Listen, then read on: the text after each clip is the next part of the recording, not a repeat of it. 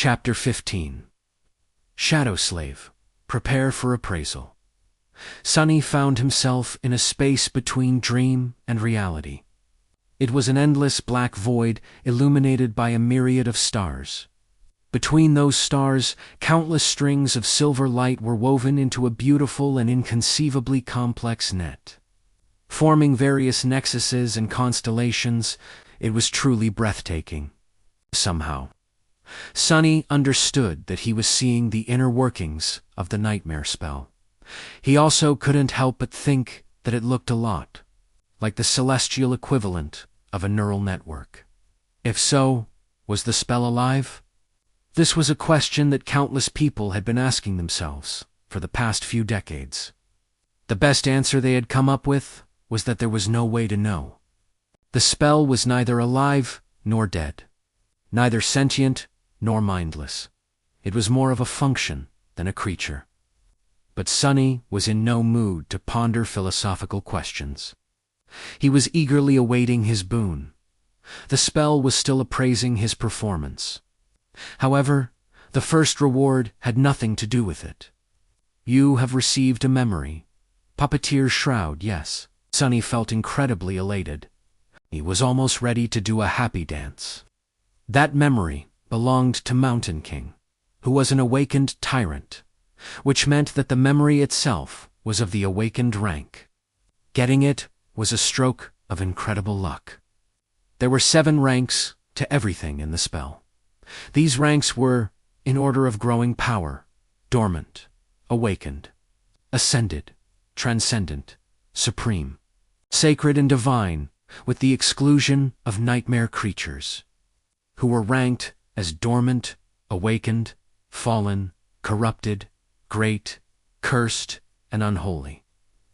From the spell's point of view, Sunny was a dormant human. Having a memory of a higher rank than his own soul core would be of great help once he enters the dream realm. The power gap between different ranks simply could not be overestimated. He wanted to take a look at the puppeteer's shroud, but there was no more time. The spell was done with its appraisal. Here in the void, its voice didn't sound subtle and familiar anymore. Rather, it seemed like the universe itself was speaking. Sunny held his breath, listening. Aspirant, your trial is over. A nameless slave ascended the Black Mountain. Both heroes and monsters fell by his hand. Unbroken, he entered the ruined temple of a long-forgotten god and spilled his blood on the sacred altar. The gods were dead, and yet they listened. You have defeated a dormant beast, Mountain King's larva.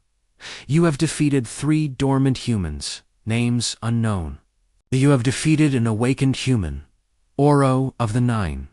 You have defeated an awakened tyrant.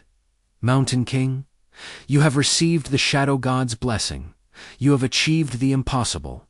Final appraisal. Glorious. Your treachery truly knows no bounds. That final part was not really necessary, as far as Sunny was concerned, but he was still pretty satisfied with the praise from the spell. He felt like his chances of evolving his aspect to an awakened, or even ascended one, were pretty high. His overall power was still dependent on the rank of his soul core, which would remain dormant until much later, but the rank of the aspect itself would do wonders for his overall potential. Dreamer, Sunless, receive your boon. He was an aspirant, no more. Sunny grinned. You have been bestowed a true name, lost from light. His jaw dropped. A true name. He had received a true name. Never in his wildest dreams did Sunny dream of becoming one of the chosen few to accomplish such feat. And in his very first nightmare to boot, not even all of the saints could boast of having one. He was an elite now, a bona fide cream of the crop. He was going to be rich. But the rewards kept coming. Your aspect is ready to evolve. Evolve aspect. What kind of a question is that? Sunny crossed his fingers and said yes. Dormant aspect temple slave is evolving. New aspect acquired. Aspect rank, divine. Sunny fell over. Aspect name, shadow slave. Divine. It's divine. Sonny was standing on his knees, stupefied. The shock was so great that for a second there, he lost all control over his limbs and fell. It said divine, ... right? He raised a trembling hand and rubbed his eyes, making sure that he was awake. Or rather conscious, since, technically, he was still sleeping in the underground vault of the police station. Confused by all this terminology, Sonny silently summoned the runes and found the lines describing his aspect. Aspect, shadow slave. Aspect rank, divine. Aspect description. You are a miraculous shadow left behind by a dead god. As a divine shadow, you possess plenty of strange and wondrous powers. However, your existence is empty and lonesome. You mourn the passing of your former master and long to find a new one. Innate ability. Shadow bond. Ability description. Find a worthy master and let them know your true name. Once they recite it out loud, you will be bound to their will, unable to disobey any command. It is improper for a shadow, let alone a divine one, to walk around without a master. That was a lot to digest. First of all, Sonny felt his heart beating faster. He heard it, right? All the suffering and horror he had experienced in the first nightmare paid off in the end. A divine aspect. He had received a divine aspect. Anything above awakened was rare and immensely valuable.